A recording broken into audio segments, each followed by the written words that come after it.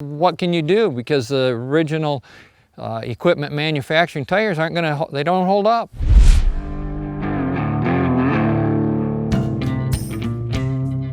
Chaffin Farms is a 3-generation farm. We're located in central Michigan, and we farm approximately 10,000 acres. We raise sugar beets, corn, soys, wheat, edible beans, peas, and string beans. Some of the issues we needed to solve were compaction, traction, and smooth ride going down the road. Well, the biggest issue was trying to get out in the spring and the fall when it was wet. And so we have 2 to 4 days to get sugar beets planted in the end of March or the first 2 weeks of April.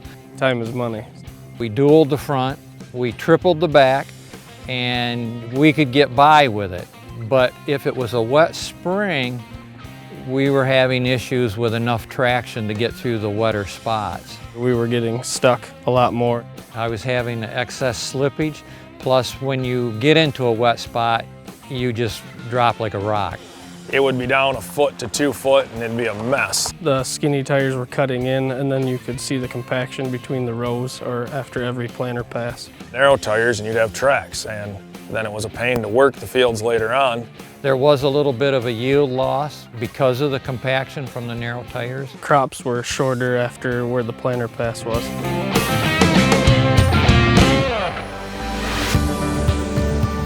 Goodyear's came out with numerous LSWs. When I think of LSW, I think of just a shorter sidewall and a flatter top tire, so that way they can grab better and they don't bounce. The technology is changing so fast.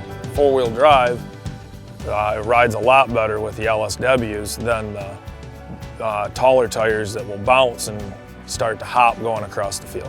You're allowed to get the power to the ground with those tires. We're seeing a lot less compaction in the last 2 years that we've been running them. So that's where the big floater tires are really nice in the spring and the fall. We do quite a bit of road driving with the equipment from field to field. Going down the road at 20 to 25 miles an hour, you're creating heat, and you have to run a higher air pressure to compensate for that heat that's being created and that load that you're carrying. And because of that, we had to slow down some.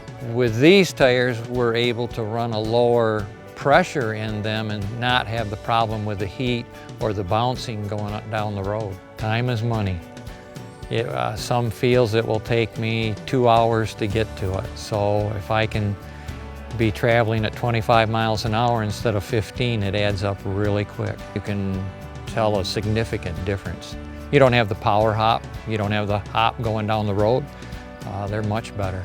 Goodyear and Titan Tire have been fantastic. The great thing about the field techs over the last 4 to 5 years has been we have learned so much from them that it's been fantastic. Haven't seen anybody from Firestone. With the Goodyear tires, we were able to get the same performance out of them as the tracks, but we weren't wearing them out as fast. I feel that they're a lot better value to us than track machines. The feeling is you're going to have more maintenance on tracks and they're going to cost more to run long term. It's quite a bit to go to a track machine over a standard 4-wheel drive. Our tire's simple. We like simple things. Doesn't matter red or green, we prefer to keep it simple and easy. We have been very happy with these tires. If the manufacturers would use the LSW Goodyear tires, it would make their great machine better. Would I buy another set? Yeah, no questions. We just love the big flotation.